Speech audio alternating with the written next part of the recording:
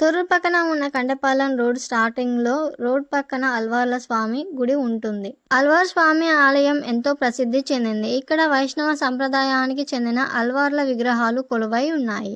ఇక్కడ ఎవరు ఉండరు, చుట్టూ మొత్తం చెట్లు, పాములు అవి ఇవి ఉంటాయి. రావాలనుకున్న వాళ్ళు జాగ్రత్తగా చూసుకొని రండి ఇక్కడికి. దక్షిణ భారతదేశంలో వైష్ణవ సాంప్రదాయాన్ని చాటిన 12 మంది అల్వార్ల స్మారకంగా, వారి పాదాలు మోపిన పవిత్ర క్షేత్రంగా ఈ గుట్టకు ఆ పేరు వచ్చింది.